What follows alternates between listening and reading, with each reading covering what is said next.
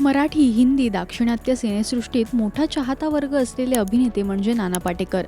आजवर त्यांनी अनेक वेगळ्या भूमिका साकारत प्रेक्षकांच्या मनात त्यांचं वेगळं असं स्थान निर्माण केलं. नाना पाटेकरांनी नुकतंच द लल्लन टॉप या चॅनलला मुलाखत दिली. या मुलाखतीत त्यांनी आपल्या वैयक्तिक आयुष्याबद्दल अनेक गोष्टी सांगितल्या. तसंच मोठ्या लेकाच्या मृत्यूबद्दल त्यांनी मौन सोडलं. त्याच्या आठवणीत खुलेपणाने बोलत ते भावूक झाल्याचे सुद्धा पाहायला मिळाले. नाना म्हणाले, मोठा मुलगा जन्मापासूनच आजारी होता. त्याला बरेच आजार होते. एका डोळ्याची समस्या होती.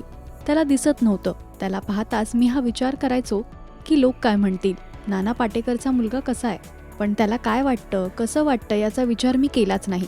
माझ्या मुलाबद्दल लोक काय विचार करतील याचाच मी नेहमी फक्त विचार केला. त्याचं नाव दुर्वास होतं. त्याने आमच्याबरोबर 2.5 वर्ष घालवली. त्यानंतर त्याचं निधन झालं. पण काय करणार, आयुष्यात काही गोष्टी घडतच असतात. नाना पाटेकरांनी त्यांच्या मोठ्या लेकाचं नाव दुर्वास ऋषी यांच्या नावावरून ठेवलं होतं. पहिल्यांदाच नाना त्यांच्या वैयक्तिक आयुष्याबद्दल खुलेपणाने व्यक्त झालेत. मराठी सिनेविश्वातील बातमी, अपडेट्स आणि गॉसिपसाठी तुम्ही सबस्क्राईब करा राजश्री मराठी.